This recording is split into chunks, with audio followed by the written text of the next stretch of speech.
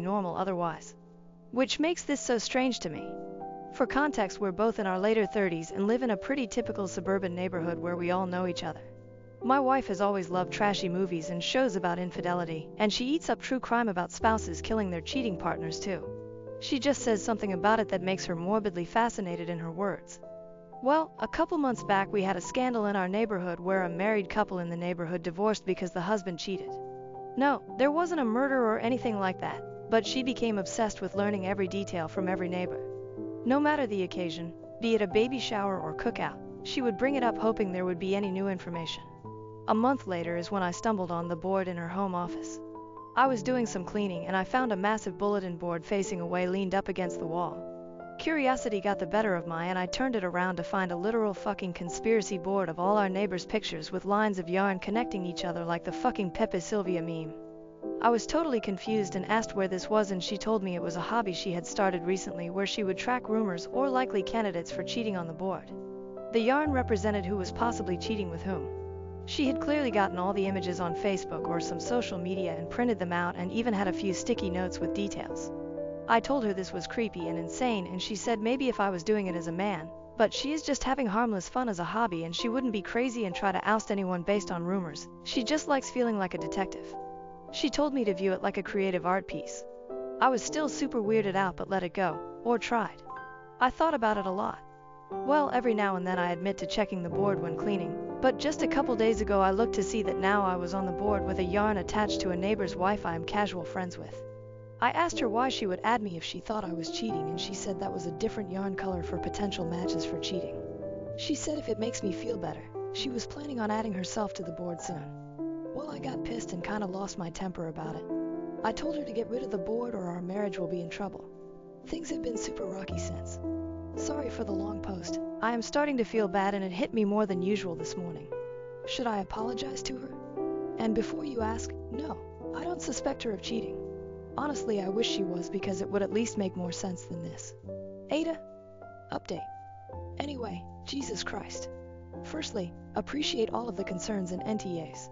It gave me the courage to approach her and tell her that while I may have overreacted by threatening our marriage, I think it is a creepy thing to do. She apologized and said she would get rid of the board. I thought we were good. Literally 2 days later. 2 days later. Shasterisk, it hits the fan. Our happily married next-door neighbor finds a woman's bra under the bed that does not belong to her. It doesn't take long for the whole neighborhood to find out. Well, my wife is giddy, like jumping up and down for joy. She showed me the board, which she still didn't trash like she promised, and of course the husband was marked with yarn, meaning he was likely to cheat. She told me the board was accurate after all, and maybe she should keep her hobby around. I was definitely suspicious, so I looked at the board again later.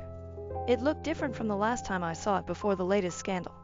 Instead of the yarn connecting to another neighbor, the cheating husband's yarn connected to a post-it with a question mark. Firstly, it was the only question mark there, and I swore it wasn't there last time I saw the board. So either she changed it after the cheating to prove a point, or slightly before it happened, which made me even more suspicious either way. Now I felt like I was the detective and I was going crazy. I went over to the cheating husband to ask a few questions. The wife was staying with her parents, so it was just the two of us. I asked him if he actually did it and he said no, he would never. Then I asked if my wife had been over recently. He said one day while you were at work his wife asked her to water a plant they had while they were both away and told her where the key was, so yes. I immediately raised an eyebrow. I asked if he still had the bra and he was getting nervous and told me not to get the wrong idea. I said don't worry. He still had the bra and I looked at it. It was my wife's, but one I knew she almost never wore because it was from a lingerie set I bought her one Christmas she said was uncomfortable. I told my neighbor I needed to talk to my wife and ran out, but I told him not to worry. I approached her with the bra and asked her what was going on. She played stupid, but I told her to cut the BS. I asked if she had either cheated on me with him or planted it there. Either way, she was in trouble. She confessed to planting the bra and said it was to make me admit her hobby was valid, or something. I flipped on her. I said this was worse than her cheating on me because instead of ruining just our marriage, she ruined our neighbors and ours. I demanded she call the wife and admit to everything, even sending pictures of the board. I even showed the Reddit post, which actually helped convince her my wife had planted it rather than cheated with her husband. Well, they made up, but now I have no idea what to do. I am barely speaking to my wife and it is only a matter of time before the entire neighborhood figures this out. I seriously need advice. Relevant comments. Comment 1. I honestly refuse to believe this is real. Your wife is actually nuts. This is insane behavior to have. Comment 2. I was thinking just the opposite. This one is so original it's got to be real. No AI is going to come up with this insanity. That's left to humans. Comment 3. There's I am too interested in the neighborhood gossip. And then there's I planned abroad to ruin my neighbor's marriage and kept a detective board of cheaters. I could forgive the detective board and the gossip interest even if it's not my thing. But planning evidence for an affair is just cruel. Incredibly cruel. Who even thinks like that? My wife cheated with her gym trainer and demanded half of everything during our divorce, but my father secretly controlled our house and savings. Though here I am, I never imagined I would be publishing. Currently 35 years old, I have worked for a local company for about 10 years. I suppose I'm able to remain cool through all of this as I've always been a somewhat pragmatic man, level-headed and all that. Still, I wed Kathy, a 33-year-old. Although we have been married for 2, we have been together for almost 5. No children. Looking back today, this is most likely a benefit. Kathy has not worked since we were married. Originally in marketing, she wanted to take a break and concentrate on us once we tied the knot. I figured it was temporary and didn't mind. I made plenty for both of us. Our dwelling is modest yet enough to be comfortable. Our savings account is respectable. Nothing ostensive. Kathy had stayed at home most of her life, but suddenly things started to change. Though I can't say exactly when I first observed Kathy being aloof. When she went to the gym or with friends, she would stay out longer. She would get defensive when I inquired what was going on and stopped being loving. I first attributed it to stress or a normal marital slump, but as the weeks passed I couldn't get rid of the uneasy feeling. And so, lad, was I right. One evening Kathy was in the bathroom when her phone buzzed with a message. I looked over at it out of pure instinct.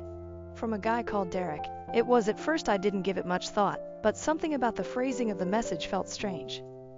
Can't wait to see you tomorrow, babe, it said.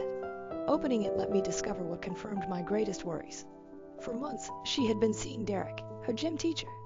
The books were unambiguous, full of future plans that obviously did not call for me. Frozen, I sat there fixed on the phone. It surprised me. The woman I married and the person I trusted was cheating on me. Still, I felt numb rather than angry or depressed. I knew I had to face her without losing my calm, maybe the shock or maybe my pragmatic nature kicking in. I gently handed her the phone when she emerged from the toilet and asked her to explain. She first tried to reject it, claiming it was only a joke and nothing. She understood, though, that lying had no purpose when I read some of the books back to her. She murmured, I want a divorce. Not even guilt, an apology, or regret. Nothing. Simply a chilly, distant remark. She said she had been seeing Derek for some time and that she was unhappy in our marriage now. She was leaving me for him. She paid no attention to sugarcoating it. Her next action, though, truly set off something. She began discussing splitting assets without pausing. She claimed she wanted half of everything. The house, the funds, everything we had created together. She even said she earned it as she gave her career to help me. The nerve astonished me.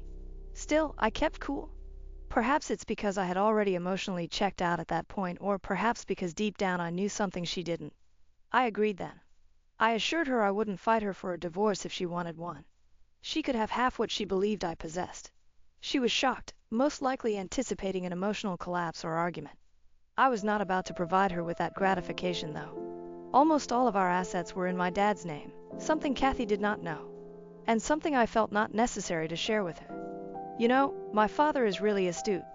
He advised me to name all of my key assets in his name years ago when I first began earning good income. Whether it be debt, lawsuits, or, as it turns out, a cheating partner, he said it would provide a safety net should something ever go wrong in the future. I didn't give it much thought at the time. It appeared only like wise financial planning. So I knew Kathy wouldn't be receiving what she expected when she insisted on half of everything. On paper, I had little. Just a modest bank account, a car in my name, and a few miscellaneous oddities and ends. The house. In technical terms, it belonged to my dad. Most of my savings are here. Also is under my dad's supervision and accounting. I advised us to handle things through mediation instead than engaging in a messy legal fight. For both of us, I reasoned it would be simpler and less expensive. She accepted, obviously intending to leave with a substantial portion of my assets. She had no idea, though, that this arrangement with my dad had been in place for years and that, to be honest, I had ignored it until the divorce discussion started. Though I can't deny that I'm appreciative of my father's foresight, it wasn't quite what I had hoped for. Most of the funds and investments Kathy was looking at were officially owned by him, as was our property. Living modestly enough that nobody, including Kathy, really questioned it, I had always maintained a low financial profile in my own name. I told my dad right when the divorce process began. Though he was not happy about the circumstances, what father would be, he realized the need of keeping things quiet. We asked a lawyer simply to be sure everything was legally sound and perfect. As it happened, everything was in perfect order. Though Kathy could demand whatever she wanted, there wasn't much in my name for her to take. Kathy moved quickly. She never wasted time. She engaged an aggressive divorce lawyer, one of those sharks that guarantees to grab whatever they can. I also engaged a low-key but reputable attorney who specialized in instances similar to mine where complex financial variables were at work. Though I didn't want to create a major scene out of this, I also wasn't going to allow Kathy and her attorney to harass me. Asset disclosure. The first phase of the divorce procedure did not go as Kathy had hoped. I set everything out exactly as mandated by law. Her lawyer's assured smile wavered though, as she realized how little my name really registered. Though I could tell they were both perplexed, perhaps even suspicious, there was not much they could do about it. I gave honest information. There were no hidden assets. She then began berating me right there, calling me names and accusing me of lying. Like I stated though, I offered everything I had.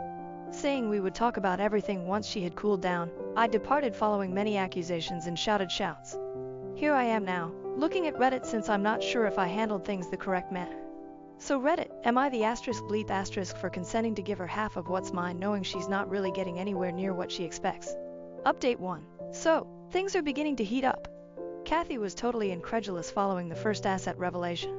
Her attorney was not much better, and she obviously felt I was hiding something.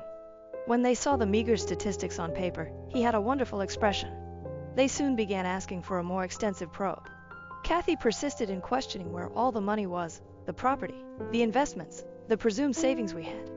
It astounded her that, following years of marriage, there was less to divide. Thinking I had stowed money in secret accounts, her lawyer hired a forensic accountant right once to probe further. I was first a bit anxious, not because I had anything to hide but more because I knew this would simply slow down the entire process.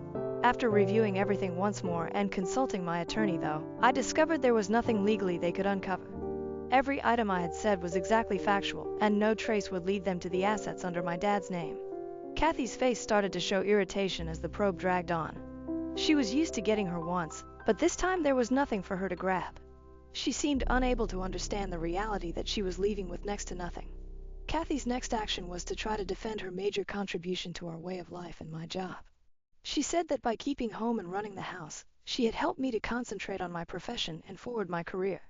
Although I'll say that occasionally having her handle things at home was beneficial, it wasn't as if I were operating a Fortune 500 firm.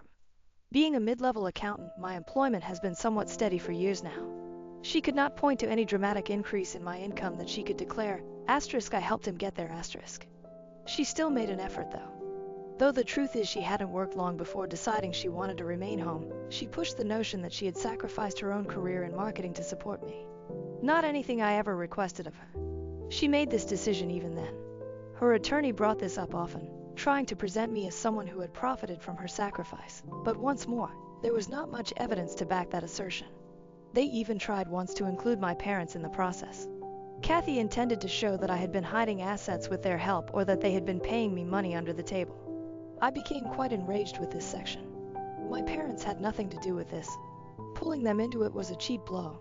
Luckily, my attorney was able to stop those efforts really rapidly, although Kathy was obviously becoming rather desperate. Kathy chose to handle things on her own as the divorce processes dragged on. She was going to attempt and damage my name in other ways if she cannot get what she wanted via the courts. She began confiding in everyone in our social circle that I had been financially abusive during our marriage and had been keeping money from her. The lies she was disseminating really astounded me. Mutual friends would tell me about how she was doing and about how I was leaving her with nothing. How I had coerced her into believing we had more than we had. She even went on social media, leaving cryptic yet critical remarks on betrayed narcissistic partners. Of course, some people supported her. There are always those who would side with the person who appears to have been wronged. But most of our closer pals were aware of it. They knew I was not the kind to act in such a manner. Seeing her try to damage my reputation just because things weren't working out annoyed me, but I tried not to let it get to me. I knew the truth. The individuals who truly counted knew it too. Apart from that, I had more important things to concentrate on, such as ensuring she didn't take me for more than what was fair. Kathy was working on a smear campaign, and I was ensuring all my bases were addressed. My attorney and I were in close contact to ensure we possessed all the data required to support my side of the narrative. Every contact I had with Kathy, every demand she made, and every time she tried to cast me as the bad guy, I recorded. Having such documentation would be absolutely vital, I realized, should this ever make it before court. I began also compiling proof of her romance with Derek. Although divorce settlements usually don't revolve much on adultery, I wanted to make it apparent she wasn't the victim here. I had screenshots of the books she shared with him, images they had taken together, and even quotes from some of her acquaintances who knew about the affair but remained silent. I merely wanted the truth to come out. I wanted not to disgrace her. Besides that, I started getting ready for the unavoidable aftermath. Things would go bad once the truth came out and she discovered she wasn't getting half of anything. I so maintained my distance, keeping my attention on my work and personal life and ensuring I had everything ready for the next stage of the divorce. Derek's response added one element of intrigue to all of this. Kathy appeared all for it when she originally told him she wanted to leave me for him. Their small romantic notion of beginning a new life together. But Derek started withdrawing as soon as the divorce processes started to get disorganized. As it happens, he wasn't quite as committed to Kathy as she believed. Based on what I have heard, he began to have cold feet upon realizing that being with her would require handling her financial problems. Though Kathy was ready to commit to it, she was expecting this great new life with Derek. Actually, the incident caused word of mouth to spread about his beginning loss of gym patrons. People apparently wish not to deal with a trainer who is known to have interacted with married ladies. Derek has been attempting to remove himself from Kathy lately, and she is beginning to realize perhaps this was not the fairy tale she had in mind. Though I nearly feel horrible for her, I then remember what she has done. Regarding myself, I'm having mixed feelings. I feel justified on one hand. I'm happy I guarded my assets and that Kathy isn't leaving with what she expected. I can't help but feel a little depressed though at the same moment. For all, this was my marriage. Once I adored Kathy. I felt we would lead a life together. Though I know it's for the best, seeing it come apart like this is difficult. Update 2. Since my last report, things have veered somewhat wild. Kathy is becoming desperate and showing in the worst possible manner. She's trying to make my life horrible since she understands she won't get the expected payback from this divorce. The most recent is her threatening to damage my job and reputation at work. She told me straight out that she would make sure everyone at my company knew what a scumbag I was, should I fail to make things simpler for her, give her more money. She first confused me about what she meant, but it soon became evident when she started showing up at my workplace unexpectedly. She was cool the first time, seeming as though she simply needed to communicate. She snapped though when I informed her there was nothing else to talk about. She began speaking, stating things like, "I'll make sure everyone here knows the truth about you." Luckily, I managed to get her out of there before things got more out of hand, but she is clearly becoming erratic. Her behavior at home, or rather, her temporary residence with her parents, has been chaotic too. She returned home with her parents after learning she would not be walking away with the predicted large payment. According to what I've heard, her situation hasn't been doing great. Though they are not really happy with how things have turned out, her parents are supportive. I suppose even they see through her victim play. According to mutual acquaintances, she has been acting as though she's about to have a breakdown, lashing out, and fighting with her family. The legal side of things has grown more difficult as well. Kathy's attorney is making every effort to get dirt on me. Even though my attorney has consistently told my parents that assets are not up for grabs in this divorce, they filed motions to subpoena my parents' financial data. Though it's obviously meant to rattle me, it isn't succeeding. Though clearly meant to rattle me, it is not working. In search of anything that may imply I was hiding assets or under-the-table income, Kathy's team also filed a motion to depose my colleagues at work. Although they are grabbing at straws, handling it is taxing. Every time we believe we have attended to one of their needs, they return with another. The whole thing feels like an endless chess game right now. Kathy and her staff try to offset every action I do, but owing to my lawyer and the strict legal protections my father established years ago, I have been one step ahead. Still, it's taxing, and I'm not sure how long I can keep this going until we find ourselves before real courts. Regarding legal processes, we have previously twice tried mediation. Actually, both times it has been a total fiasco. After roughly 20 minutes, Kathy insisted on half of the house and our money, therefore ending the first session. Though Kathy wouldn't hear it, My lawyer presented the reality of the matter, that the house was in my father's name and that there wasn't quite as much money as she believed. She bolted, charging me with lying and claiming that the mediator was biased against her. The second try was not much improved. Kathy arrived this time carrying a set of utterly irrational expectations.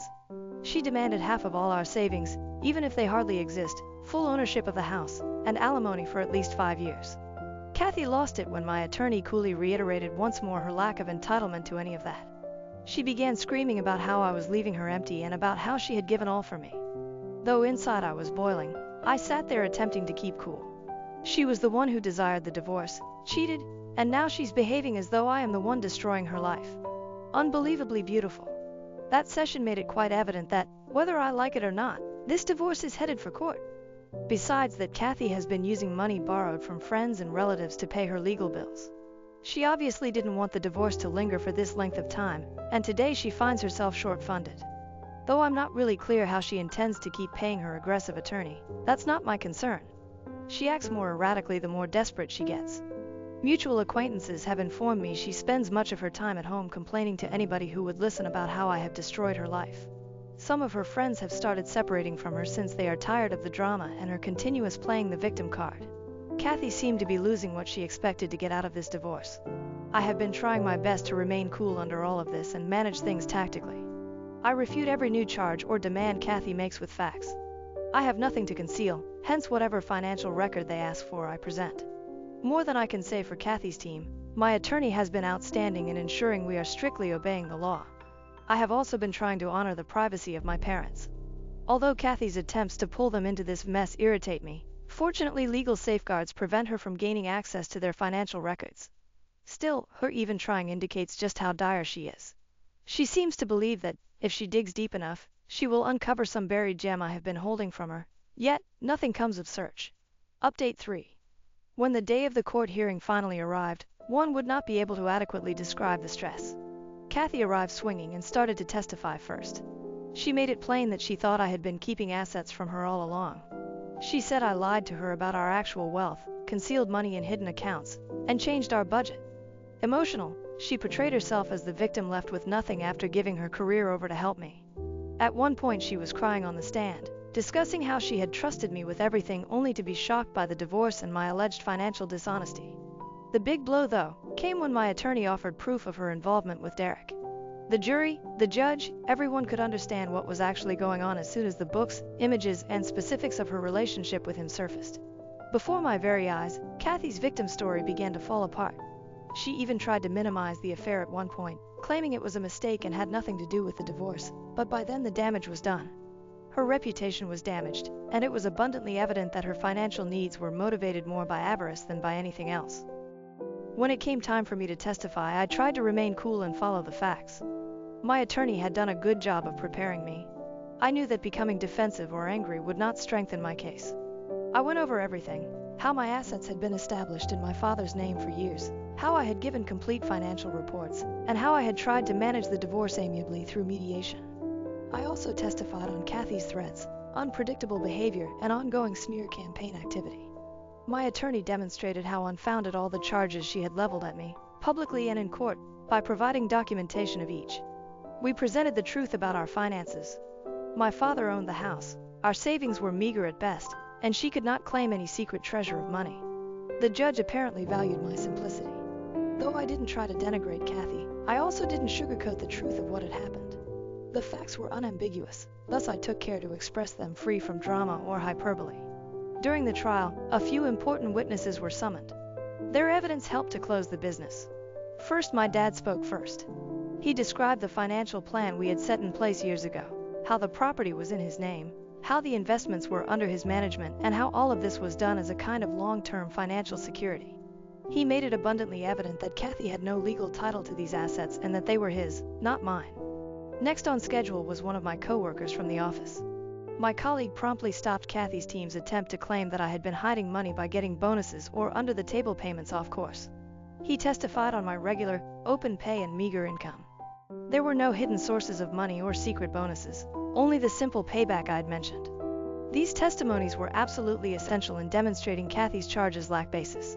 The judge could see that Kathy had simply a straightforward, open financial arrangement that she had never bothered to learn about, not any major scheme on my side. The judge decided at last, following days of testimony and legal arguments. Hearing the words, "The divorce would be awarded in my favor," was a great comfort. Kathy insisted on half of the house and our money, and we were flatly denied both.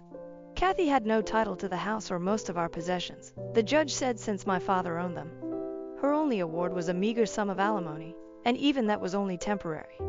Barely enough to pay her legal bills, let alone the lifestyle she hoped to keep. The judge made it plain that his decision included Kathy's affair and her lack of household financial contribution. He judged based on her attempts to present herself as a victim. She was seen through. I felt a great weight drop off my shoulders when the decision was announced. That moment washed away the months of anxiety, the continuous accusations, the dread of losing everything. Legally, I knew I was in the clear.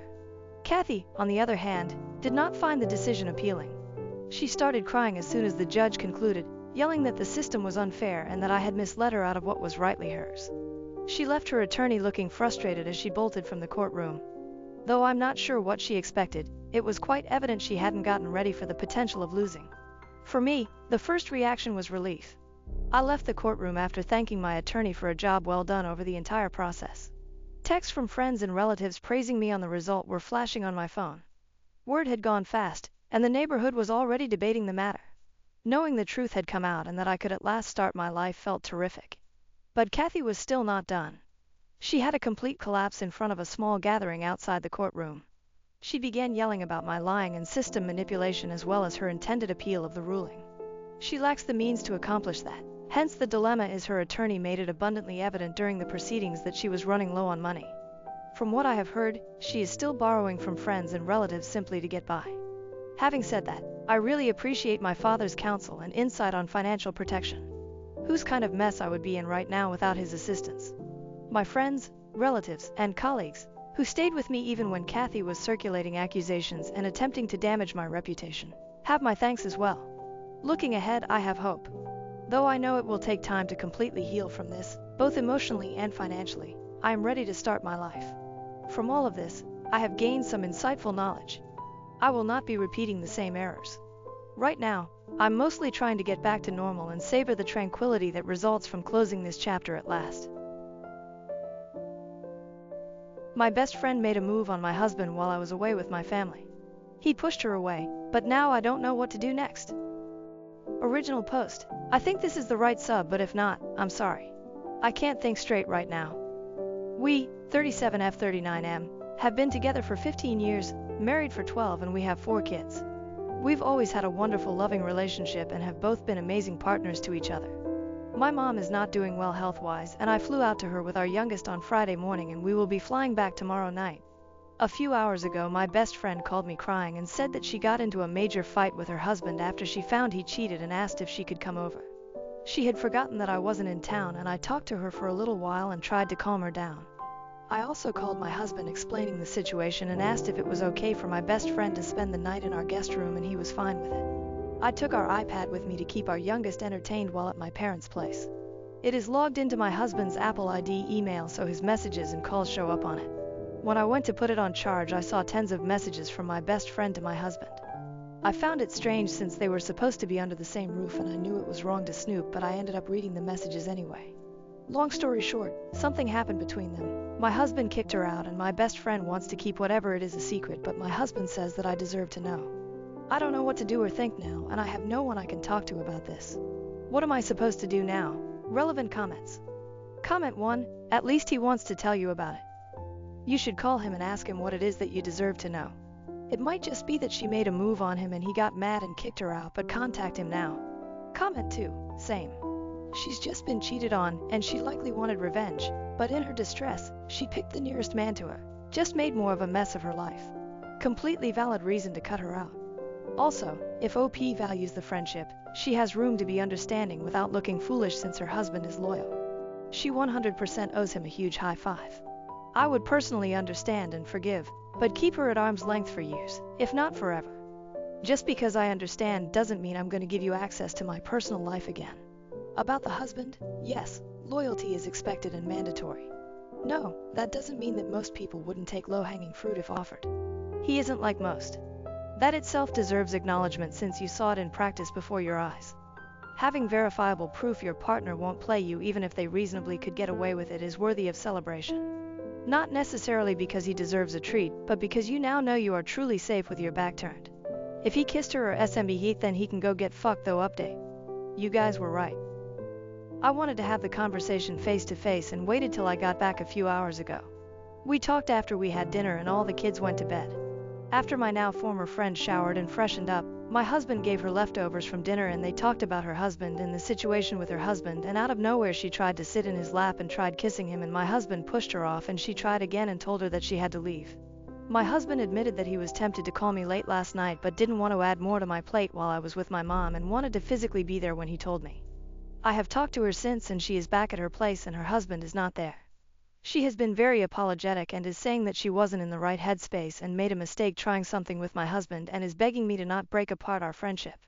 To be honest, I feel bad for her, but she knows how much I love my husband and my family and she was willing to ruin everything, and I can't forgive that or rationalize it.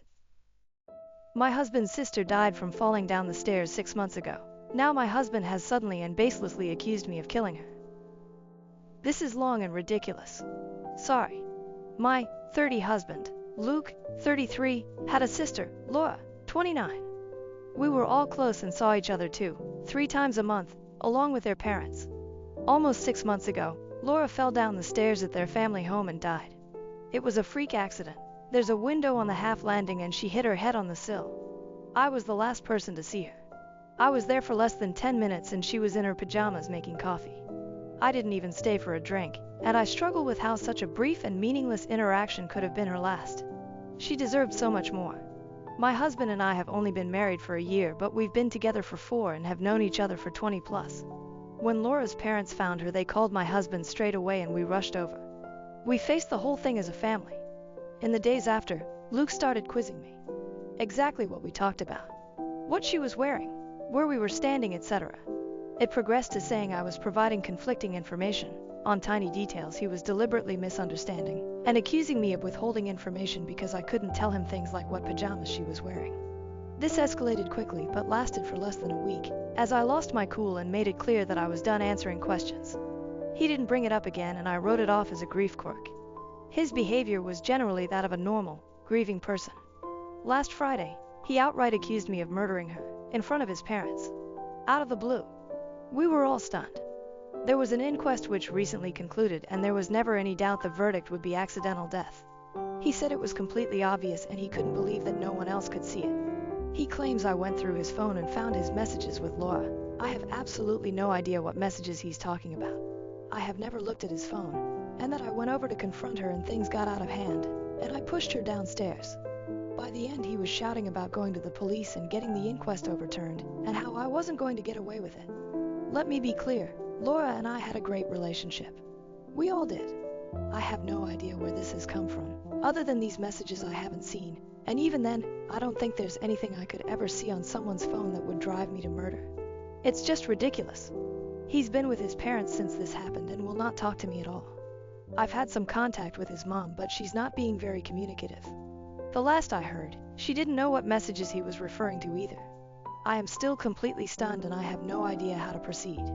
I made a commitment to be there for him always, and I understand that grief can manifest in strange ways, but part of me feels like my love for him died the second he called me a murderer, and I don't know how we could possibly work through this. I also really don't want to be thought of in this way, and I have no idea if he has said anything to people we know. I obviously haven't. A brain tumor or psychotic break has crossed my mind, and I suggested it to his mother, and she just said she'll talk to him. Other than the questions before, he hasn't been acting odd. Obviously he's been grieving, but he seems sane and sensible other than this. I feel like I'm going mad. Does anyone have any advice at all? Teal doctor, my husband's sister died in a horrible accident, and my husband, for absolutely no reason other than some mystery messages, thinks I murdered her? Edit. It has come to my attention that I accidentally used Laura's real name once in this post. Can I kindly ask anyone who commented who is real name? Delete their comment, as I really don't want this to bleed into my real life. For obvious reasons. Relevant comments. Moral_tech. Fuck no. You don't salvage this. You get a lawyer and get the fuck out. Best case scenario, he has just admitted to sending messages with his sister that he thinks would make you angry enough to kill her over them. I have some ideas about what those might be, and they're all bad. How did the parents react when he did this? OP, when he first laid out the accusation, at his parents' house, both his mother and I just kept asking him about the messages, and all he would say was that I know exactly what messages he was talking about. She was as stunned as me, and his father just said he didn't understand what he was talking about. He's a man of few words, but there was plenty of head shaking. The whole thing was surreal. No one knew how to react.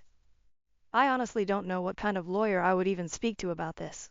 From what I'm aware, the coroner's decision can't be appealed and the police can't launch an investigation into an accidental death. I don't think I'm quite ready for divorce. We haven't spoken since his accusation, and I walked out about 5 minutes after he threw it out, and I have no idea what his frame of mind is. Wonderful Prior 381. You need to get a lawyer to protect yourself in case he does go to the police. I would write down everything that you can remember that happened that day and keep it just in case. He may be having a psychotic break. As stated, don't talk to him or his immediate family or your friends without someone present, or preferably by text or email. Save everything. You need to take his accusations seriously and cover your ass. OP, I was interviewed by the coroner's office after her death, as I was the last person to see her. She died about 3 hours after I saw her, and I'd been to the supermarket and was home by that point. It's all verifiable and was a recorded interview. I haven't spoken to anyone but his mother, and that's only been over messages. She's never been a big texter, but she has seemed very cagey over the past few days. I don't know if this means she's seen the messages. I've asked and been ignored. Gulch is good. I think they mean to record everything you remember about the day your soon-to-be ex accused you of murder. OP, I'm feeling so freaked out at the idea that he came up with this almost immediately after her death, and has either been sitting on it or planning his confrontation, that I'm basically trying to dissect the past 6 months. Maybe it's time I start writing things down. Right until it happened, things felt very normal. Obviously, her death has been felt deeply by all of us, and things aren't anything like they were, but there have been no signs of anything like this, even on the day. OP on getting the messages. I'm absolutely desperate to see these messages, because I'm right there with you on the sheer wackiness of what they have to contain. It hadn't occurred to me that they might not exist. I've never known him to lie, but I do think a mental health issue is a real possibility. His relationship with his sister didn't seem odd, and I've never been interested in his phone, but he's never been defensive about it either, so I think you might be right. If I had such incriminating messages, I'd probably worry about them before now. When told to find an old iPad to use to access them, I have his iCloud password. It has a backup from yesterday. I have no idea how to turn this into something I can actually use. It doesn't have a messages folder or any signs of how to use it for anything other than restoring a whole phone, which I don't want to do. Does anyone know how to actually get the messages from this? Sorry to throw a tech support request in. I can't believe I didn't think of this. Huge thanks to the person who suggested it. Update 1. I'm in a bizarre and complex situation with my husband. I have broken the law, and I feel I have no choice but to do so again for my safety. I don't know what type of solicitor I need or what the next steps should look like. We're in England, and I'll try not to editorialize too much. My husband's sister died suddenly at the start of the year. Her death was an accident, and there was no suggestion to the contrary. The inquest was recently concluded and a verdict of accidental death returned. I was the last person to see her, but her time of death, which was almost immediate due to her injury, was confirmed to be hours after I had left the house. All of this was verified at the time. In the immediate aftermath, my husband behaved strangely and kept trying to trip up my story of the last time we saw each other, which was a brief interaction. Last week, months after this was first and last mentioned, he outright accused me of murder, in front of his parents. He says I saw his messages with his sister and confronted her, and that he's going to have the coroner's decision overturned and have the police investigate. I haven't seen or heard from him since. Today is day 9. I posted for advice on Reddit. I'm pretty desperate at this point, and it has spooked me, quite reasonably I think, but also led to me committing a crime and planning another. My husband's iCloud credentials were saved on an old iPad in his office, and I downloaded his backup last night. I have read all of his messages with his sister, and there is absolutely nothing like he describes. I understand this is illegal, and I'm concerned about the possible ramifications. I am also waiting for a callback from a locksmith to change the locks on the home we own together, which I believe is also against the law.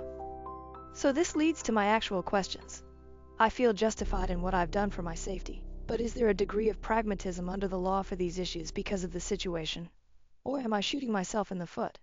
I am resigned to the fact my relationship is over, but but his parents don't seem to be taking this seriously and they're icing me out. I believe this is a serious mental health issue which may put people, namely me, at risk. Can I do anything about this when all I have is the fact I'm being accused of murder? I feel he needs to be detained and this should be investigated as a full-blown psychotic break. Sorry, this is all a bit mental. In addition, what type of solicitor do I need?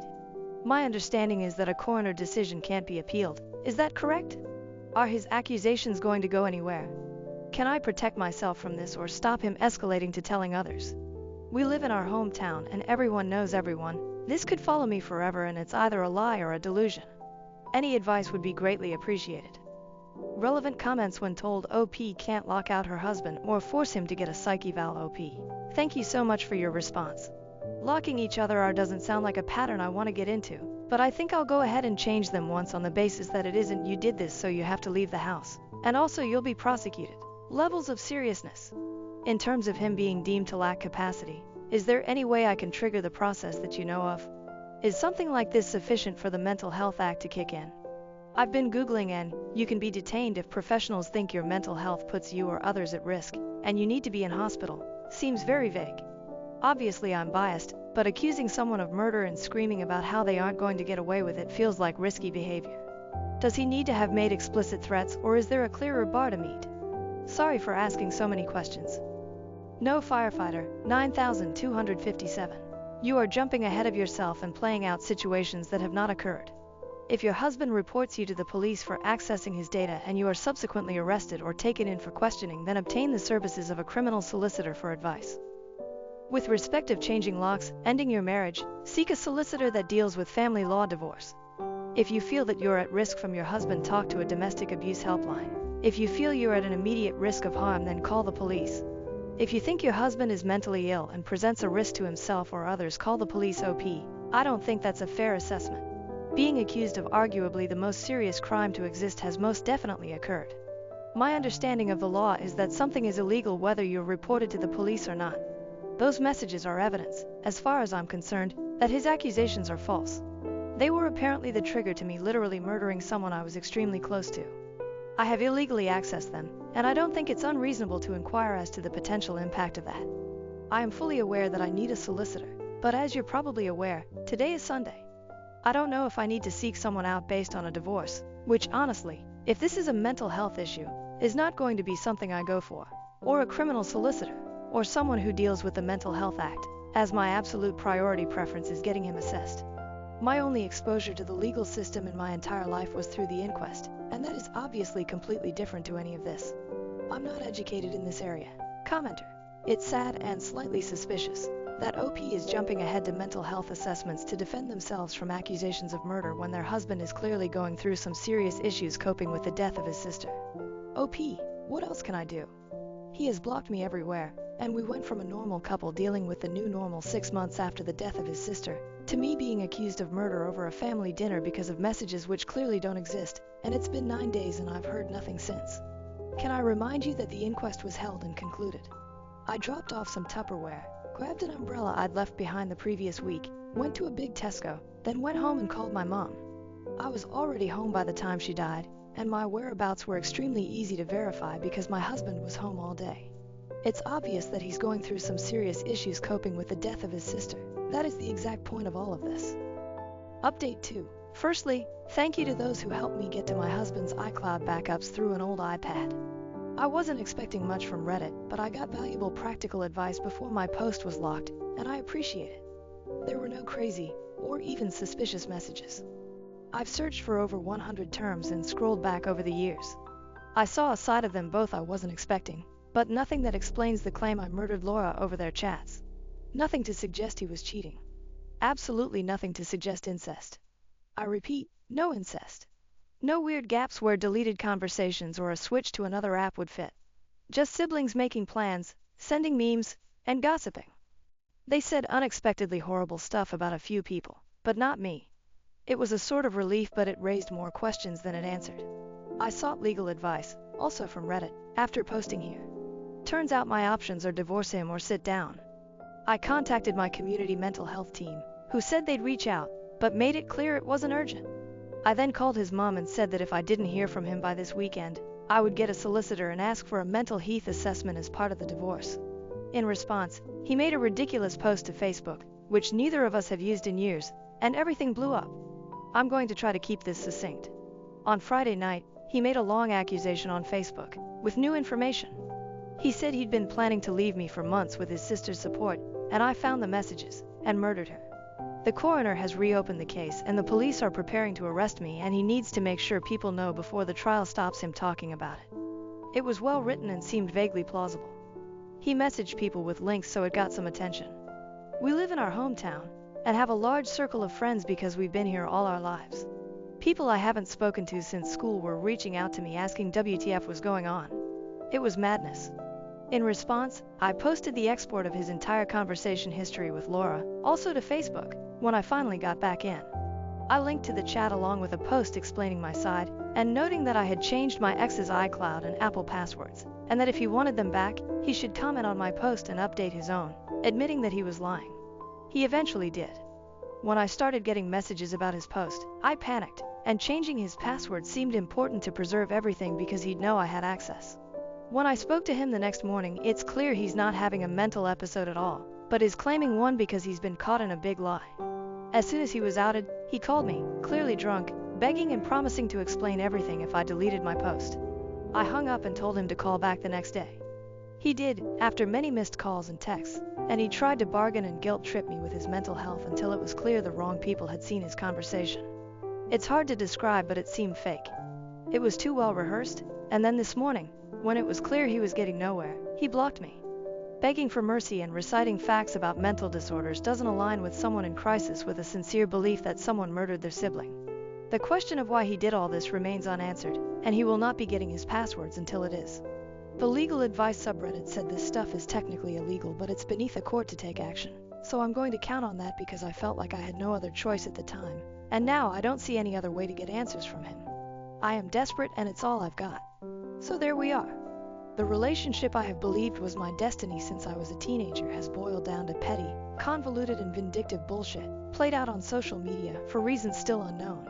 My hope for a brain tumor is fading, and clearly tomorrow morning is going to be when I lawyer up and stop posting about this. I am mortified. I have no idea whether some people might believe him, and I still don't know why this all happened in the first place. Sorry I don't have a happier update, and thanks once again to everyone who offered advice. I love my husband, but I'm no longer physically attracted to him. Not because of his looks, but because he isn't manly enough. I know this is a horrible thing to say, but I have to say it. It's a throwaway account. My husband and I are in our mid-40s, married for over 20 years, and have 3 beautiful children, all in their double digits. I do love my husband, but I don't know if I'm physically attracted to him, not because of his looks but because of how he lives his life. My husband is a good man, treats me very well, and is an amazing father to our children. Physically, he is tall, with broad shoulders, not skinny or athletic, but not obese either. He is a big guy with a big beard, big arms, and big hands. He is built like a linebacker. He can physically intimidate people with just his presence, although he never intentionally does that. He can control a room and has a very masculine job at which he excels. However, the manliness ends there. This is why I may not be attracted to him anymore, if I ever was. He is not handy. It's not that he doesn't try to fix or do things around the house, but he cannot build anything. Anything he does fix never looks or works right.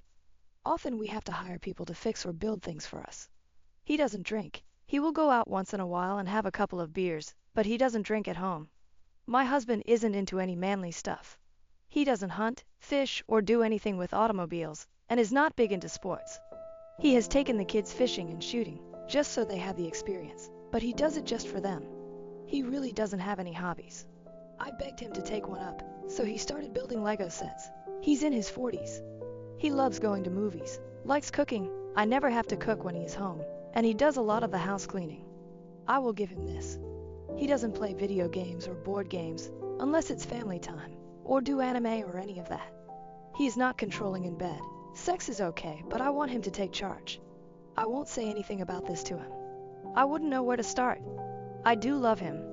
It's not that I want him to be a drunk or macho aggressive jerk, but sometimes I just want a man to take charge and fix things and be a man. This is bad, I know. I feel bad saying it, just needed to say it. Update 1. Hello. I wanted to add a little update to my original post. I don't know how to link it to this one, so you'll have to go into my history. I received a lot of hate for my thoughts and feelings. I realized when I wrote them and read comments about them that they come off as mean and cruel. I have no right to feel this way. The problem is that I do feel this way. I don't know how to change it. I thought about it for a few days and finally needed to take action because it was weighing on me so bad. I received some messages from people telling me to have a conversation with my husband. I decided to. I thought for quite a while about what I would say, how I would say it, and tried to think of questions or statements he would have that I thought about responses to. Last night we had a talk. Kids were at work and at friends' houses. We were sitting outside enjoying the fresh evening air. I brought it up. In short, nothing went as expected and I am as confused about my marriage as I ever was. I began by telling him that I love him.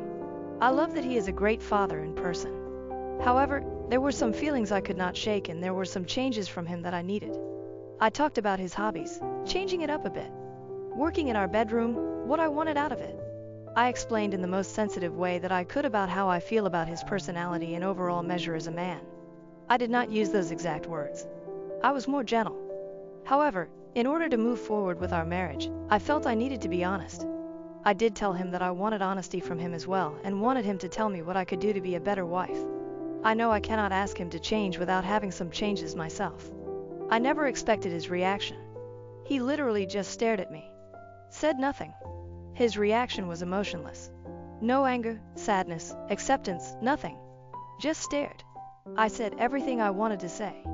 I was looking for a response. I got none. After sitting in silence for a while, waiting for some reaction or words, I just yelled at him to say something. At least tell me what I need to work on. The only thing he said to me last night was, "I knew who you were when I married you. I am not going to ask you to change anything." That's it. We sat in silence for at least an hour after that. Our oldest then came home from work, and he went to talk to him for a while. Not about our conversation, but how work went and stuff.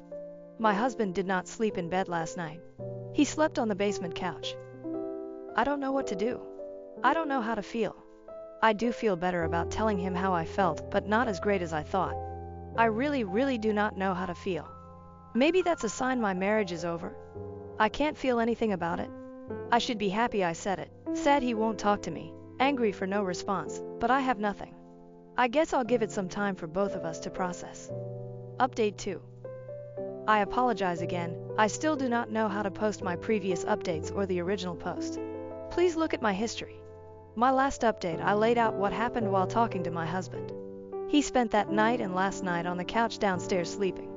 We haven't talked about our conversation. He has talked to me, but not about that, and the talks we have are short. We have had our kids around all weekend, so I never have gotten the opportunity to sit down with him, and with him sleeping downstairs, I figured to just give him some space. I don't know how to proceed. I have talked with a coworker about this, just to get advice since I needed someone in my life to talk to. He advised me to give it a bit of time to let my husband talk to me. But if there's no change offered by him, then it may be time to tell him that we need to separate. I don't want to do that, but it may come to that. I want him to see where I'm coming from, and I want him to tell me what I can do to change. That is where we are at. No real big update, but I will give him until the end of the week. If he doesn't initiate anything, I will. Edit. Okay, I had to edit this post because there have been some comments about my coworker. I had these feelings about my husband before I talked with my coworker. We are not having an affair. We are not doing anything inappropriate. He is giving me some guidance because he is a man and I figured he could help. Nothing more than that. Also, please stop calling me names because I have these feelings and am trying to navigate them with my husband. I cannot help my feelings any more than you can help yours. Think about that. Think about an off feeling you had and wish you didn't have. It's happened to everyone, including you. So please stop. Update 3. This is not so much an update but a repeat of the edit on my previous update. I am not having an affair with my coworker. I went to him after I was having these feelings about my husband. For advice only. There is no emotional or physical affair going on.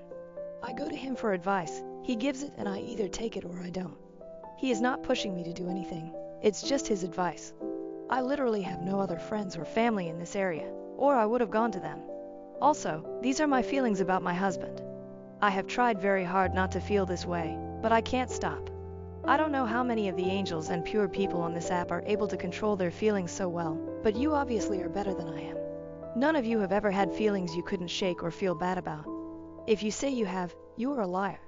I posted my feelings because I am genuinely confused, scared, and don't know what to do. I feel that you guys just bash but provide no answers. There have been some of you that have been beautiful and helpful, sending me DMs, and I thank you for that. The rest of you in the comments, think before you post. If you don't want to provide sound advice, please just move on. Final update. Okay, I'm done. Not so much an update, but I have been getting so much hate for simply looking for advice. Comments, DMs, all have been just blasting me. I am not going to post on this anymore. What happens between my husband and I will remain between us. This was the stupidest decision, posting on here and then continuing to post on here.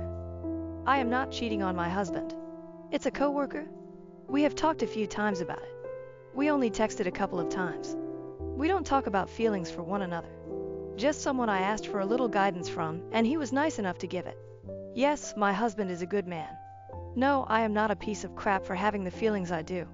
I stand by talking to him about my feelings, because that is what people do in a marriage. If my marriage is over because he cannot accept what I have to say or change the small things I want him to change, then so be it. But I am done posting. Thank you to the people of Reddit for absolutely nothing. I found out that my mother and my fiancé had been having sex for the past few years, leading up to the birth of my younger brother. My fiancé, 25, and myself, 24, have been together since we were 18 years old. Honestly, he was always kind, handsome, funny, and everyone used to say I was so lucky to have the whole package. I felt so lucky too. He always treated me with love and respect, so this makes everything just so shocking for me. I have always had a good relationship with my mom. It has always been her and I against the world. My dad died in an accident when I was little. We always joke that we are the real-life Rory and Lorelai from Gilmore Girls. My mom dated guys on and off, and they were usually cool, but nothing really past the early stages. Around 4 years ago, my mom told me she was pregnant, which was a huge surprise. My mom was around 42 years old, and although she was sort of dating someone recently, didn't meet the guy but knew she went on dates, it still was a big shock. She never thought she could be pregnant at her age. She had me when she was super young, an oopsie, and I can tell she was stressed and worried. I decided to support her, since she has always supported me, and tried to reassure her. She then had my brother, who is now 3 years old. I have a close relationship with my brother. I have helped take care of him since he was born, and I just love the little guy. My fiancé was also always helpful with my brother. We would take him out for ice cream, playground, pool time during summer, etc. But nothing was weird. He was just my then BF, spending time with my brother and I. Now to how I found out. My fiancé and I have been living together since we finished college. He was not at home because he was hanging out with friends, but I stayed home because I didn't feel like going out and just wanted to relax on the sofa. At some point during binge watching a series on Netflix, my laptop died, and I was too lazy to get my charger, so I used my fiancé's iPad instead. I know the password but had never used it before. The iPad logged in, and I received a bunch of message notifications. I guess he hasn't used it in a while either. Anyway, this got my attention, and I went to check it out, and of course, I found everything. My mom's number wasn't saved under her name, but I recognized it and verified it with my phone. She was telling him she felt guilty and that I should know. He said he also felt guilty but couldn't lose me and that they messed it up. She said it was unfair for my brother to never know his dad, and asked if he could live having his son around, not behaving like a dad but as a brother-in-law. I broke down. What the actual F? There weren't a lot of older messages, just some photos stored of my brother as a newborn, my mom pregnant, and more photos of my brother growing up in an album. I couldn't anymore. I cried for what seemed like ages, and I waited for my BF to come back home. I wish I was one of those women that can pretend and get things together before confronting the cheater, but I can't. He came back later that night, around 23:30, and I just gave him the iPad with the conversation opened and saw his face completely go pale. I asked for an explanation. When? How? Why? And he didn't want to at first, but knew he had to. Apparently a few years back, while I was traveling with some friends, girls trip, my fiancé and mom had dinner together. This isn't strange since he has been part of the family for so long. Sometimes mom and fiancé would eat together at our place even if I was busy with sports or out. I did the same with his parents. Somehow, unclear how, since he couldn't explain it well, one thing led to another and they ended up sleeping together. They felt guilty but apparently not guilty enough. BC, they slept together 2-3 more times, using the excuse of meeting up to discuss how to tell me. Apparently, when my mom got pregnant, they stopped sleeping together and decided to not tell me, since my fiance loved me and couldn't lose me, and my mom didn't want to lose her daughter. So here we are now, with two of the most disgusting humans. I obviously broke the engagement, told my mom to never talk to me again and move in with a friend. I feel bad for my brother since I really love him, but I can't be around him now. I just can't. I feel like it would remind me of all those times we talked about having kids. I would be his baby mama, only baby mama. We talked about this future since we were 17 years old, so I want to puke every time I think how I was actually taking care of his child with someone else, while still having those dreams. I want to puke. Editor's note. Comments were mostly supportive, with a few telling their own stories of cutting parents off and a couple with tales of spouses sleeping with parents. How is this even a thing? People are crazy. Update 1. To the update. As I was afraid, I was indeed confronted near my office this week. I knew this was coming but thought maybe I had more time. My ex was the person to come find me.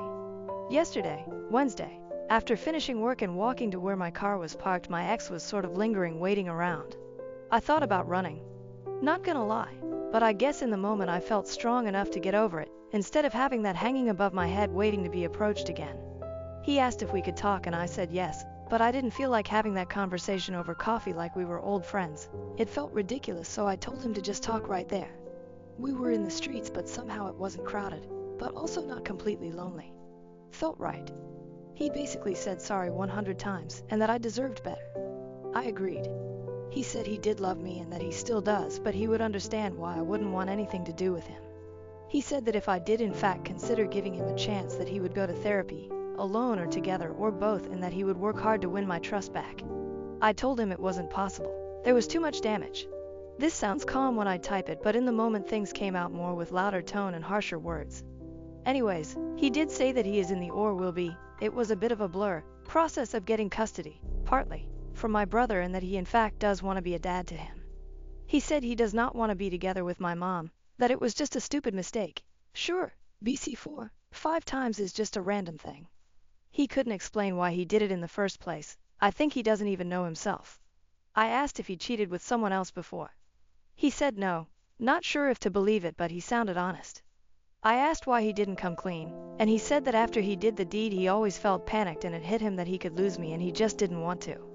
I told him it was meant to be found out, that what was his plan? To have my brother around and ignore their relationship forever. He said he didn't think far enough and that he was basically going with the idea one day at the time. I asked him if he felt that my mom seduced him. He said it was mutual, which made me want to puke again. I asked if he has had any contact with my mom since I found out. He said yes, but mostly about my brother. Didn't elaborate more, and I didn't press for more info on that. He said he told his parents the day before, or the day before that, not sure, Mom, Tuesday, about everything. The parents were not happy, but they are glad to start building a relationship with my brother, their grandkid. Honestly, all of this felt like a punch in my stomach. I don't know why. The parents wanted to contact me, but he told them to wait till he approached me first, hence why he was here. I said if he started or thought about the custody before I found out, and he said no, but when I found out was like the push he needed. Great. Seems I helped him get his shit together. And this past week he was arranging all of that mess. That's why he hasn't tried to see me before. He sounded and looked defeated, but the whole thing made me, besides sad, angry. I was mainly depressed before, but now I'm furious. I feel like he is still in an okay place and he isn't paying for his actions, beyond me leaving him.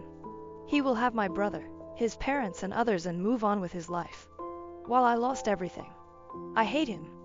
We parted ways not on a happy note, and I told him to never get near me again. I was done.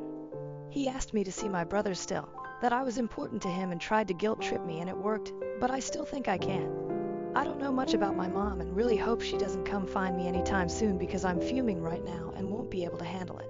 I will be contacting my family and friends and finally doing the blasting today. I think it is about time, and after my talk with him, I got the extra push I needed. Editor's note. Top comment suggested moving to Australia. Can't fault that line of thinking. Update 2. A lot has happened. I did the blasting, and this is how it went down. I first posted on my family's FB group we share. This is from my mom's family side. I used inspiration of what you all suggested in my last post and said something around the lines of, I want to communicate to you all that my wedding with X has been permanently cancelled, since I found out that my mom, name, and my ex, name, had in the last few years a sexual relationship which resulted in the birth of my little brother, name. I had no clue of any of this, and I found out about it last week.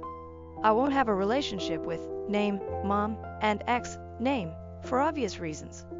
I would appreciate your understanding, and I felt it was only fair to let you know of the situation, since I value transparency and honesty above all.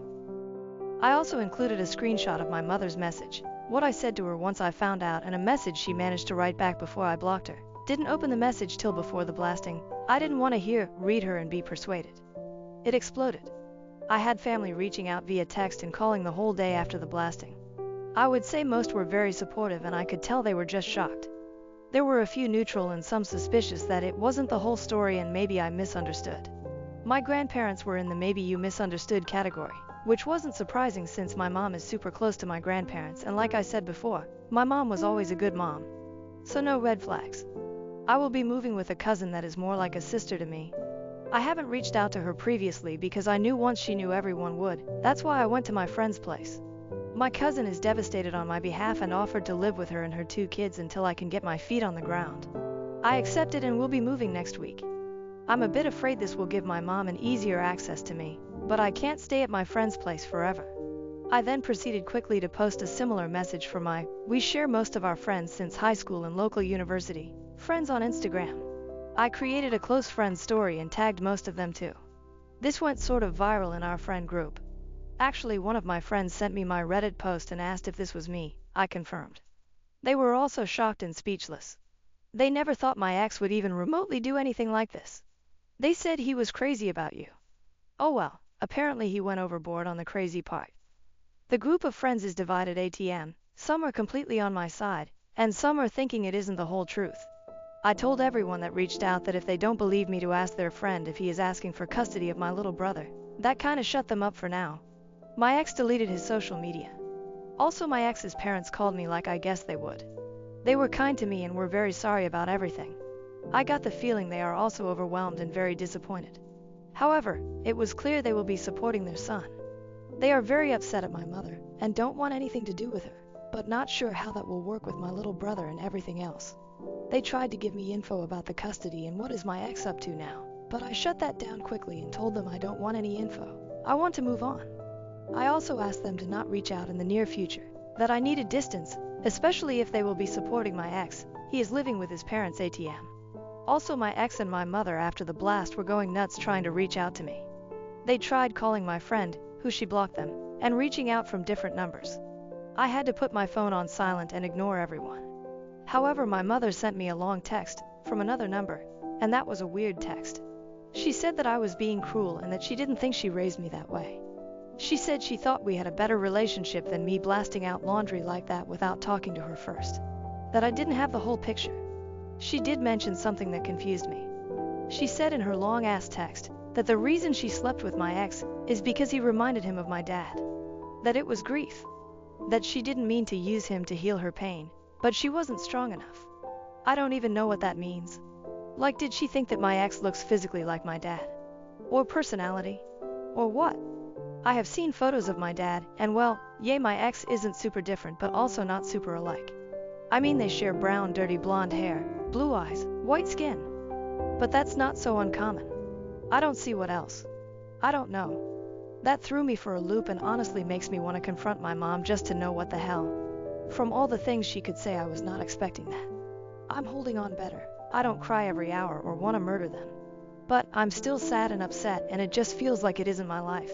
That it is a big joke or a bad dream and I will wake up to my normal life.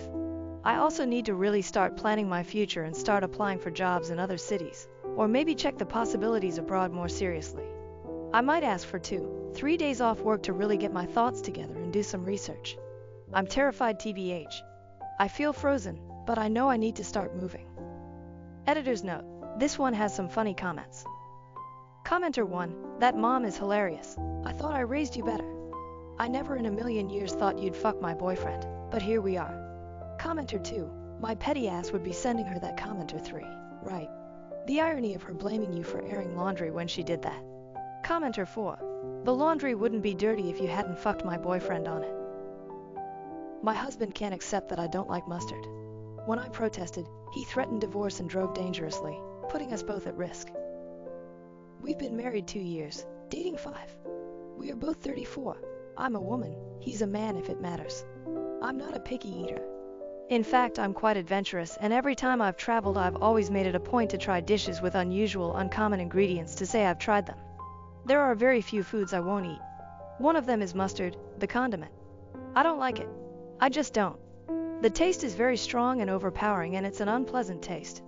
I've tried yellow, stone ground, honey, artisan, brown, spicy, you name it. I have tried them all, and I just don't like them. My husband for some reason never understood this. He loves mustard, especially honey mustard. He puts it on all his sandwiches, dips his fries in it, and every time he tries to force me to try it, he'll insist I'll like it this time. I'm a grown-ass woman. I know what I don't like, and I don't like mustard. So I'll say no, and it'll devolve into a mini argument where he'll call me picky. Well, last night we were on the road home from a weekend trip we took together, and he stopped at a gas station to get us a quick bite. He got a hot dog slathered in mustard. I got one but decided to keep it plain. I don't really love hot dogs to begin with, but I will eat them.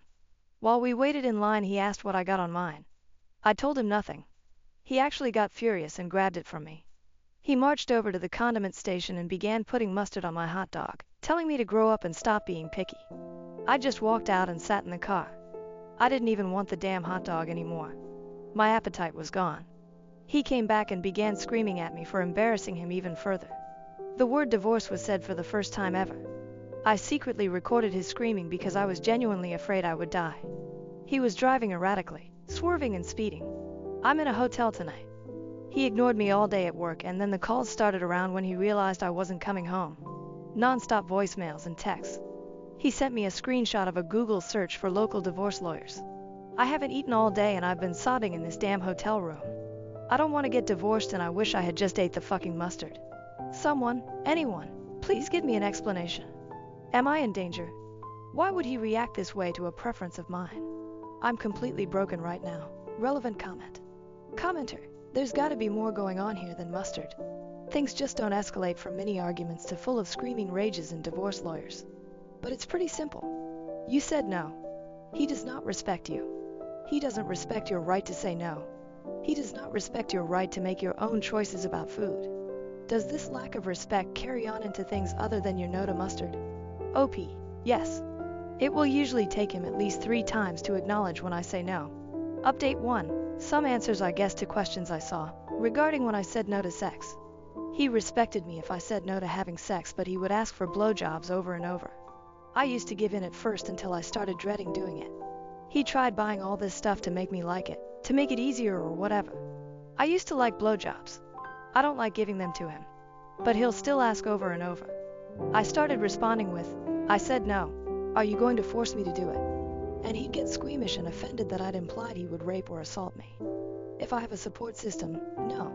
I've always been a very small circle kind of person, and I lost touch with casual college friends. My friends are his. It makes me feel like a loser, but I don't really have friends of my own. My parents are dead. My dad died when I was a teen, and my mom passed recently of heart failure. I have no siblings. I'm financially capable of living on my own, and I could pay for a divorce. I just really didn't want things to be this way. The mustard thing was always just an annoyance to me. I didn't consider it a deal breaker, but obviously it is for him. We have no kids and no equity. Our finances are separate save for one joint account we equally contribute to for bills. We were looking at buying a house. I'm safe. I'm at work and I'm staying in the hotel until further notice. He has continued to text.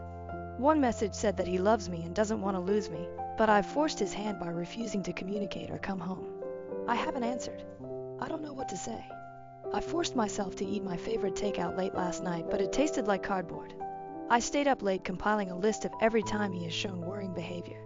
I guess the mustard is the tip of the iceberg. Relevant comment. OP. An addendum, I suppose. I do very much love him, and he has been my best friend for years now. I really do, I guess plan to spend my life with him.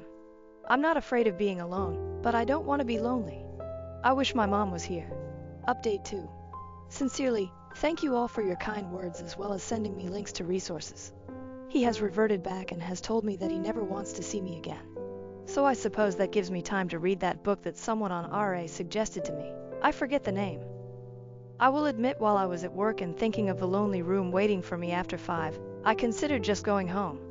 But I knew what awaited me. I'm too drained to muster up the kind of apology he would be expecting in order for things to go back to normal. I honestly fear that our normal is detrimental to me. I also don't want to apologize. I don't think I did anything wrong, and you all helped validate that. I always felt like I was the one disturbing the peace. He'd get so upset over things that were little to no effort for me to just do or go along with because I loved him. And somewhere along the way I think I lost myself. I never liked mustard. I never liked golf, camping, or red wine. But he loves all of these and wants me to love them too. He said he was introducing me to his hobbies so we would have shared interests as a couple. But I have realized that out of all the things I used to like, he has either refused to try or ignored my interest. Our shared interests are just his. God, how do I feel like my own person again? My world broke not 2 days ago, and now I'm drunk at a hotel bar switching between Reddit and researching divorce lawyers. I still don't want a divorce. It's so permanent. I never pictured myself as a divorcee. I used to think that every choice I made deliberately. It used to be a point of pride for me, but he's making this choice for me. And it hurts. Update 3. First of all, I took this week off at the encouragement of my employer. I plan to spend it finding a therapist that specializes in domestic abuse and sexual assault, which I've come to realize I'm a victim of. I feel completely numb. I'm also looking into a divorce lawyer. Secondly, he found the hotel where I was staying. I guess he followed me from work. He was waiting in the lobby. God, my heart skipped a beat and I realized that I did not miss him at all. I was afraid of making a scene. I need to unlearn that, so I sat with him in the lounge area and talked. I'll summarize it. I pointed out the security camera and said if he tried to hurt me, there'd be footage and I would press charges without a second thought. He was completely shocked and said he'd never hurt me. I reminded him how I feared for my life in the car. He ignored me. He asked why I wasn't coming home. I was completely blank-faced when I told him, because you're divorcing me. He said he didn't mean it and was just upset. I said, when normal people are upset, they express it in a healthy way. You threatened the end of our marriage. I'm taking you seriously. He got pissed and asked if I was saying he wasn't normal. Honestly, I just wanted the conversation to be done, so I told him if that's really all he heard, then there was no point in talking anymore. I told him I was looking for a lawyer and he should probably do the same if he hasn't found one. He lashed out and said, all this over one mistake. And I just stared at him. As I made to stand up, he grabbed my wrist hard and I pointed at the camera again. This just made him angrier. He never could handle slights to his ego. One mistake. It wasn't one mistake. It was a pattern of abuse over years. It was threatening me, intimidating me. I told him if he tried to contact me again beyond sending me his lawyer's details, I'd be calling the police. He let me go. I want to say I was a badass and celebrated in my room. I collapsed onto my bed and began sobbing. I was just so sick and angry and sad. He truly doesn't care about me. I've been crying on and off while calling local therapists. God, why is it so hard to find one? The amount of therapists that advertise but turn out to not be accepting new patients is unacceptable. I've looked into victims of DVDA support groups as well. In the span of less than a month, my life has completely changed. And he isn't remorseful at all. He just thinks it's all my fault. Relevant comment. OP, I will probably move. I saw my RA post get reposted on Twitter. I'm terrified he'll see it and come for me. A lot of people commenting on it were saying he would try to kill me and I believe them. Update 4. I have a divorce lawyer. That's all I am comfortable with revealing here for the time being. I will also mention that I have moved locations. I am safe and secure. My work has allowed me to go fully remote. My STBX does not have my location, nor are there any trackers on my phone. I am in contact with people and organizations who are helping me. Earlier this week, the calls and texts really ramped up. I was advised to leave him unblocked and simply muted so his messages would come through. I read a few since I was curious. He wanted me at Thanksgiving dinner with his family. He begged me to stop being this way, and what was he supposed to tell his family? Well, Thursday came and went. I had bought a couple of ready meals the night before, so that was my feast. I do want to take a break here to talk about my mom. Since it was only 3 of us every holiday, except the rare times friends would come over, my mom wouldn't make a turkey. She would buy a rotisserie chicken and dress it up with stuffing, etc. She'd make dishes we loved rather than traditional Thanksgiving dishes. My favorite side dish of all time was French fries.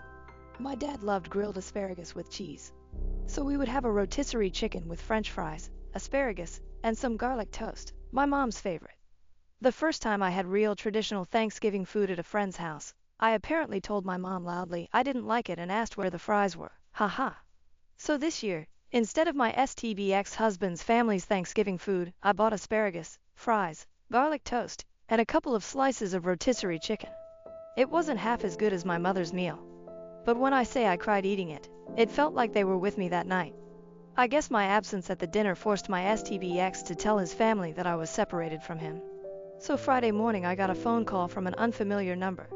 I answered it, thinking maybe it was my lawyer's home phone or another person I was in contact with. It was my mother-in-law. She begged me not to hang up on her. So I stayed on the line. She went on about how I was her daughter, she loved me, her son loved me, and how could I leave him over something so minor?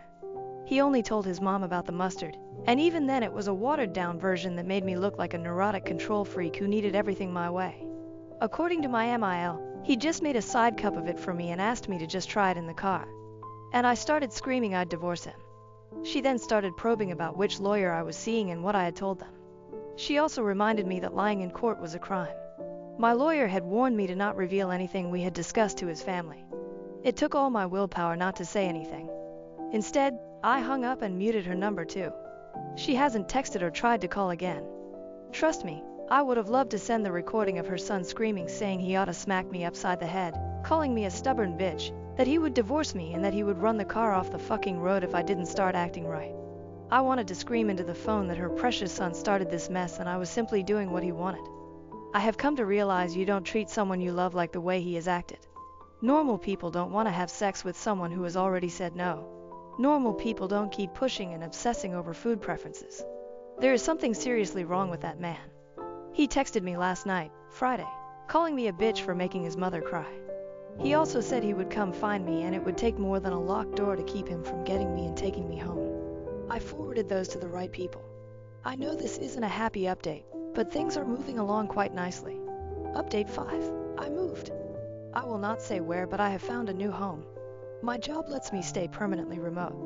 I can't go into details about my divorce or other current legal proceedings, but I can say I was granted a protective order due to something that happened back in December. Due to the nature of what happened, I was hospitalized for a time. That was what I guess made me realize I wanted to get the fuck out. I traded my car, had my phone checked for tracking apps and devices, and changed my number. He cannot contact me or have anyone contact me on his behalf.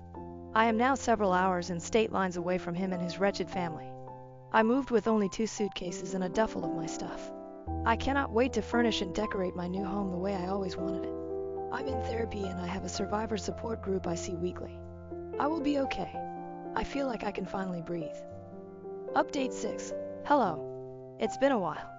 I'd sort of forgotten about this account until I saw screenshots of my posts uploaded to Instagram. Some key points.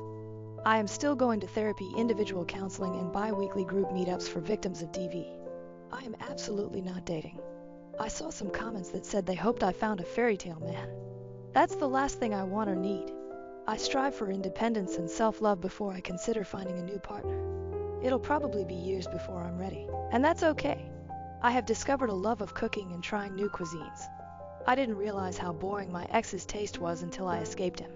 Slathering mustard on a $2 hot dog does not mean you have superior taste buds. Sorry, I had to get a jab in somehow. Nothing new or dramatic has happened, and that is the way I like it. What matters is, I'm alive, and I'm happy. I didn't realize how little I'd made myself until I was given the space to be. That's all I'm willing to give for my update for now. Peace and love. Relevant comment. OP's picky eating. There's nothing wrong with being a picky eater, but I'm actually not. I'm finding I love a huge variety of flavors and ingredients. My STBX was actually a very, very picky eater. I'm coming to realize, maybe some projection on his part. Update 7. It seems that I just can't escape my story. Haha. I was getting ready for the day when my TikTok feed showed a podcast reading and reacting to my story. I'm here to reassure all of you that I'm okay, alive, safe, free, and with that stress and anxiety, mostly, cleared up, I feel like I can finally put to words my emotions. I was very small and skittish during the abuse and for some time after leaving. I'm not sure how else to put it, but I felt like I had to be small. I was constantly regulating and accommodating. It was horrible, in retrospect, but no one prepared me for the emotional turmoil that ensues once you're safe and away. I felt rage like nothing else. I would spend hours screaming and crying into my pillow, hating him, wondering how dare he treat me like that. As therapy and my support group has worked to rebuild my self-esteem, I've become more and more outraged on my own behalf.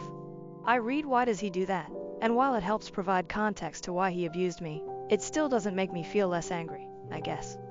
I'm angry for myself as a human being. He treated others with respect but thought I deserved all that he did to me. And that makes me angry. Of course there was relief, sadness, all of that. I think I slept for days straight after I left. I was in a daze. My therapist reassured me that all of this is normal. I don't want this update to be negative, not in the slightest. So some good news as well. My therapist recommended yoga and Pilates, and it has been great for me. The release of a deep stretch, being in shape, feeling strong, it all has helped me massively. I feel healthy, and yes, I cry when I do hip opening stretches. Haha. Also, I made friends, real friends. I joined a local women's club, part of my neighborhood, and we do various activities bi-monthly. This next week, we'll be doing a little embroidery project. Everyone brings snacks and we just enjoy each other's company. I'm alive. I'm angry, but that is part of healing, but I am working on being happy. Also, I will never, ever eat mustard again, or be pushed into doing anything I said no to the first time. Relevant comment. OP clarifies, he did not do jail time. He went to mandated counseling and that was considered legally acceptable, equivalent to jail in our state. TW, sexual assault, he raped me. That's the catalyst that resulted in me moving and our divorce moving along properly. He was trying to impregnate me. He told me that.